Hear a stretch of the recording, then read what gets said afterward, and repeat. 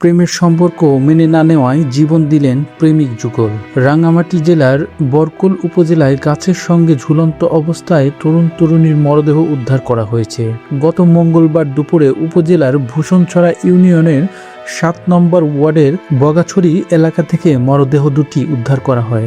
নিহত তরুণ তরুণী হলেন রাঙ্গামাটি কাপ্তাই উপজেলার সুরেশকান্তি চাকমার ছেলে সুভাষকান্তি চাকমা এবং একই এলাকার শান্তিরঞ্জন চাকমার মেয়ে ইনা চাকমা। স্থানীয়রা জানায় নিহত তরুণ তরুণীর মধ্যে দীর্ঘদিন ধরে গভীর প্রেমের সম্পর্ক ছিল। পরিবারের সম্মতি নিয়ে বিয়ে করতে চেয়েছিলেন তারা, কিন্তু পরিবার থেকে সাড়া না পেয়ে আত্মহত্যার পথ বেছে নিয়েছেন।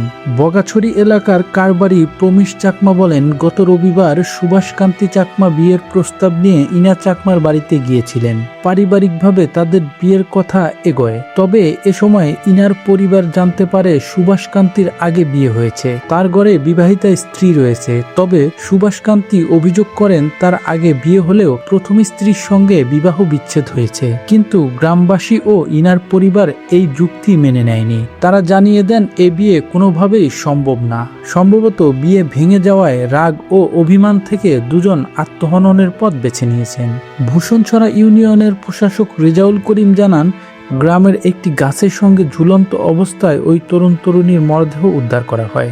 বরকল থানার ভারপ্রাপ্ত কর্মকর্তা ওসি মোহাম্মদ রফিকুল ইসলাম বলেন, পুলিশের একটি টহল দল ঘটনাস্থলে পাঠানো হয়েছে, তারা ফিরলে বিস্তারিত জানানো হবে।